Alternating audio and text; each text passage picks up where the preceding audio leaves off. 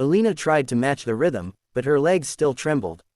The man's steady hand on hers was the only thing keeping her upright. Music pulsed through the hall, bright, lively, impossibly happy. Yet inside her, emotions churned like a stormy sea. She dared a glance up at him. Why would a stranger step in for her? Why risk becoming part of the joke? His expression held no pity, only sincerity. "Just follow me," he said gently. His voice was low, firm, but warm, like someone who had seen enough cruelty in life to never tolerate more. The girl, his daughter, made little hops in a circle, clapping. "Daddy's the best dancer. Watch me spin." She twirled, and her dress flared like a tiny star. Guests began to whisper among themselves now, not laughing, but curious. Who is he? What's his relationship to her? Why is he defending her? Those whispers felt like pinpricks against Alina's back. She hated attention, hated being the center of stares that judged every inch of her body. She leaned toward him, barely audible. They're staring." He nodded once. "Let them." 3 simple words, but they hit her hard like a lifeline thrown into deep water. She had spent years trying to disappear, making herself smaller, quieter, less noticeable, believing that was the only way to survive. But here he was, inviting the world to see her, without shame. The DJ, perhaps sensing the shift in mood, transitioned to a slower song. The bright flashing lights softened into a warm golden glow. The girl tugged her father's sleeve again. Lift me," he chuckled and gently scooped her up with one arm, while still keeping his other hand in Alina's. The child rested her head on his shoulder, giggling. That sight alone melted something inside Alina. A daughter so comfortable, so secure, so free from fear of judgment. What would that feel like? She couldn't even imagine. On the other side of the hall, her aunt, the bride's mother, watched with tight lips and narrowed eyes. She leaned over to another woman and hissed. Why did she come on the dance floor? She knows she can't dance. And look, now she's causing a scene. The other woman shrugged. Maybe someone pushed her. Her aunt scoffed. She should have stayed seated. Nothing good ever comes from her trying to act confident. Those words slipped across the room like poison. Alina didn't hear them, but she had heard variations all her life. Girls like her had rules. Don't wear bright colors. Don't dance. Don't eat too much in public.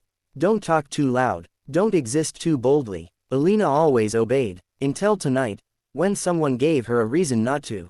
The man leaned closer. Hey, look at me. She wasn't sure she could. But she did. None of them matter, he whispered.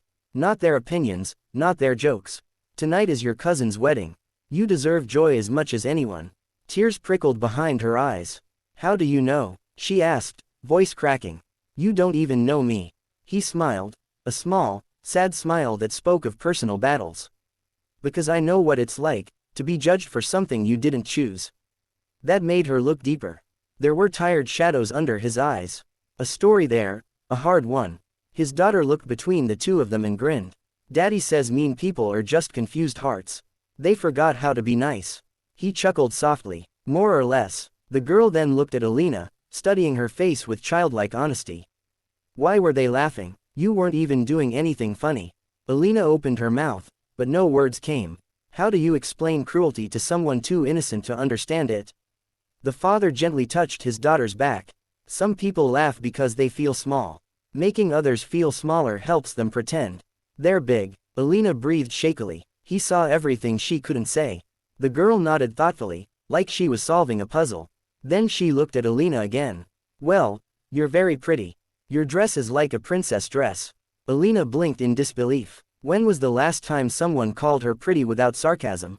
Before she could respond, the DJ raised the volume again and announced another game.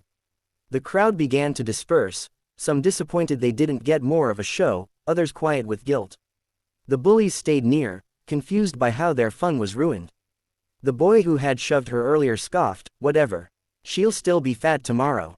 The cruel sentence traveled to them like a dart. The father froze. Slowly, he turned toward the boy. The air thickened. Alina tensed. She didn't want more trouble. She whispered urgently, please don't.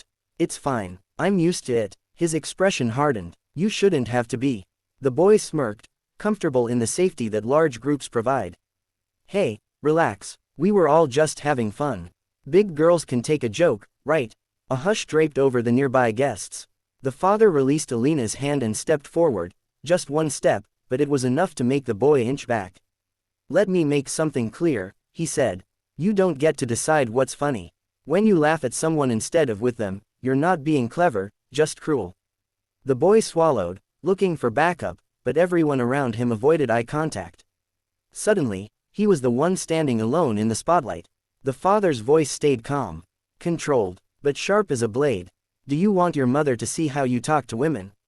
he asked. "Would she be proud?" The boy's face drained of color. I didn't mean." "Yes, you did," the man interrupted. "And now you know better." Silence. The boy shoved his phone into his pocket and slunk away, pretending he didn't care. The father turned back to Alina, his expression soft again. "Sorry, I just hate bullies." She shook her head slowly. "You didn't have to do that." "I know," he replied. "But sometimes, doing nothing helps the wrong side." The song ended. Applause scattered around the hall, tinged with awkwardness, but also respect. The father looked down at his daughter. "We should get some cake, yeah." "Yes," she squealed. But before walking away, he faced Alina once more. "Will you join us?" he asked. Her heart stuttered. "You want me to?" He nodded. "I'd like that, and my daughter would, too." "Right, sweetheart." The girl grabbed Alina's hand eagerly. Come. Alina hesitated only a heartbeat, then allowed herself to be led. As they walked, whispers still followed, but different now. Admiring, wondering, reflecting. Alina felt taller, not because she had changed, but because someone finally showed her she never needed to. The father guided them toward the dessert table, and as they approached, he glanced sideways at her. "I never got your name," he said. "Alina," she whispered. He smiled. "I'm Aiden." "Aiden." She repeated it silently, committing it to memory. The night wasn't perfect. The scars of humiliation were still fresh. But something had shifted. Like a locked door inside her creaked open for the first time.